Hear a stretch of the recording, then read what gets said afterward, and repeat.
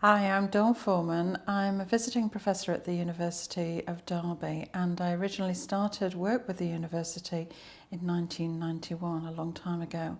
I eventually became Dean of the Faculty of Education, Health and Sciences, and then I went self-employed about 9 years ago, and I've managed to travel the world doing consultancy and research. I have worked in Australia, worked there for 15 months, and I'm very interested in the developments that UDOL is taking forward, and particularly the MOOC in dementia. Integrated care is about different agencies working together for the benefit of the community or for the individual. And I'm particularly interested in interprofessional care, integrated care is like a branch or an overarching philosophy for interprofessional care. Interprofessional care is about different professions working together and working with the patient or the client so that they have a part in what their care is going to be. So integrated care is about those agencies working together, so the professions, different agencies working together with the client or the community to actually ensure there's more of a holistic perspective on that individual. I got the opportunity to go to Australia just after I started being self-employed, and I looked at developments for education and research within the university, and particularly looking at the health and education aspects over there. But what was interesting was to see how a different healthcare system operated, and to then look at research that could be built into that care environment, and then to look at publications. And it's a very different philosophy over there. They don't have an NHS, for example. It's all done on an insurance basis.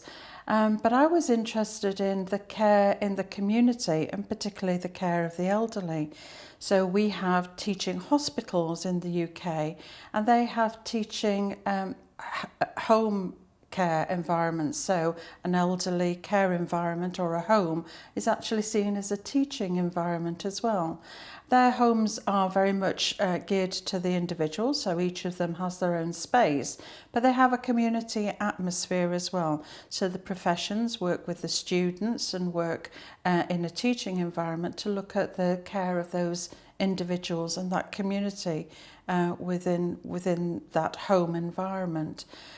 So a lot of the work is done with the care with the patients or the home users in mind, and they actually request things that they actually want to have in terms of their services. So they wanted to have a pharmacist on site as well as the GP, and they were looking at different ways in which the people could be more mobile or could be more active, and looked at their care, the care of the elderly in that environment from a holistic perspective, which was really interesting.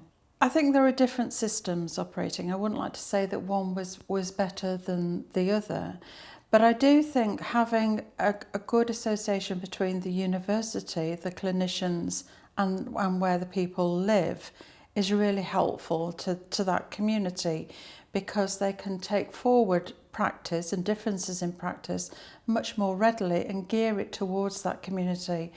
And I don't think we've quite got there in the UK at the moment. I don't think there's that closeness of linkage. And a lot of people are concerned about that stage of their life when they're actually moving into a home environment. It doesn't have a good connotation in the UK, whereas in Australia, it's a different step in their life, and they're very much involved in their own care and working with the university and with the clinicians over there. I think that dementia care has got to be geared around the individual.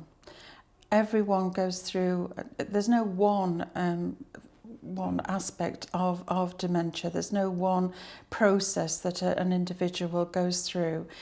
They will go through it at different stages and have different levels of ability, different ways of working, and they as individual will want different lifestyles. So I think it's got to be geared around the individual. I think that we need to ensure that we are communicating well with that individual, and we involve the family, and we involve the family at all stages. I think the more we can do to actually diagnose or actually look at the symptoms as early as we can, the better the prognosis for that individual, and the more that we can actually offset the more damaging parts of the dementia process to a later stage. So I think gearing it around the individual, involving the family, getting us an early diagnosis or an early recognition of the symptoms as possible, and then actually ensuring that that person's care is appropriately managed is the best way that we can go. You can find out about dementia from the MOOC that the University of Derby has developed, and I think that that's a good place to start because it's geared for you irrespective of your background, whether you're a member of the family or whether you're a professional. It's a good place to start, and it actually involves you with a community, so you can get into discussion with people around the world and find out what's actually happening in different countries and how that care is going forward. And I think it will give you a good insight into how you can best help a relative or a person that's in your care with dementia, and how you can ensure that they gain the most out of their life, even though that they have got dementia. That's the way that we started when we were actually working in Australia in a much smaller way. So we did a series of videos and workshops around a person with dementia, from early diagnosis through to aspects of communication and language barriers. Often there are language barriers with people who are caring for the person. And then we looked at end-of-life care. And end-of-life care doesn't seem to be well taught in a lot of professional programs, and that's the case internationally. So I think it's a really crucial part of us actually learning about what that person will actually go through at those different stages, and what the family will be involved with. I suppose my background, whilst I have a professional background and I'm very interested in the academic side of things and research, my interest in dementia was actually sparked because of my mother. My mother was diagnosed with dementia 10 years ago, and it's that diagnosis and indeed the symptoms that she displayed prior to diagnosis that particularly fired my interest in the area. So I started to research more, got involved with other colleagues, and actually started to work on this area, and found out that that obviously there's a lot of people suffering from dementia internationally, and indeed dementia is the number of people with dementia is likely to grow.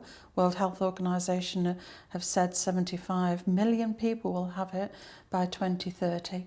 So that's what sparked my interest, and through that initial interest, working with other academic colleagues, I then went on to edit a book on dementia and the interprofessional aspects of dementia at a later stage. There's an interest in interprofessional care and interprofessional education internationally, and that is because there's been a lot of concern expressed and a lot of publicity about breakdowns in communication between different professions. And if we think about it, each of the professions are actually or have been taught in isolation to each other. And even now, there are very few universities internationally that have medicine, nursing, social work, pharmacy, all the professions actually educated within the same environment. So there isn't the opportunity for them to actually know about each other's background and about how best to communicate with each other. The general public tend to think of professions as actually communicating well with each other because they see them working in a hospital or in a medical centre, and they think that they automatically communicate with each other. But if you think about it, they're all very busy people, and unless you gain that same value base, that same understanding, and that same concentration on what's happening to the individual, then that communication won't go forward. In many instances, children have been the most publicised victims of that breakdown of communication between the professions. And now we're moving on to see more of what's called integrated healthcare, where different agencies are actually looking at how they sort out their strategies, their governance arrangements, their communication mechanisms, so that breakdown in communication happens less often, and that there is more of a focus on what's best for the community, and getting those agencies to work together in an integrated way to look after the individuals and the communities in their care.